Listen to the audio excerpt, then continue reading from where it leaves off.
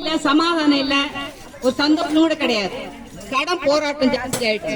வீட்டுக்குள்ள வந்தா வியாதி ஒண்ணு, யாருக்காவது ஒருத்தர் வியாதி ஒண்ணு இருக்கும், அதுக்கு பணத்தை செலவு பண்ண வேண்டியதான் வரும். பணம் வாங்கி வாங்கி வட்டிக்கு வாங்கி வாங்கி செலவு பண்ணி கடன் பள்ளியில மாட்டிக்கணும்.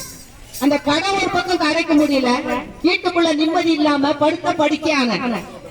அப்ப நான் போய் இன்னொரு குறிக்காரி அம்மா கிட்ட, அவங்க பெரியவங்க, அவங்க கிட்ட போனா, எனக்கு எப்படியாவது ஒரு விடுதலை கிடைக்காதா, நான் உயிர் வாழ மாட்டேனா, எனக்கு 4 பொம்பளை பிள்ளைங்க. அப்ப நான் போய் அவங்களை கேட்கும் போது அவங்க சொன்னாங்க, மா உன் மேல இருக்கிற சாமியை கட்டில போட்டு இருக்கிறாங்க, உன்னை காப்பாத்துறது ரொம்ப கஷ்டம்னு சொன்னாங்க. அந்த நேரத்துல எங்களுக்கு என்ன செய்யறதுன்னே தெரியல. நான் ஒண்ணு சாகுறதா உயிரோடு இருக்கிறதா, தெய்வமே நம்மள கைவிட்டுடுச்சே, தெய்வம் விட்ட பிறகு நமக்கு என்னத்தான் இருக்கு அப்படின்னு நான் அந்த அம்மாவை கேட்டேன். நான் உன்னையே நம்பிட்டு இருந்தேனே, இப்ப நீ எனக்கு கட்டில போட்டாங்கன்னு சொன்னா என்னை காப்பாத்துறது யாரு அப்படின்னு கேட்டேன். அப்ப அவங்க சொன்னாங்க, நீ காது குத்தாதவங்கிட்ட போய் என்னை கட்ட அவுத்து விடுமா அப்படின்னாங்க. சாமிக்கு கட்டுனா நான் யார்கிட்ட போய் கட்ட அவுக்குறது, காது குத்தாதவன் எவன் அப்படின்னு அவங்க கிட்டே கேட்டேன், அந்த புலிகாரி அம்மா கிட்ட.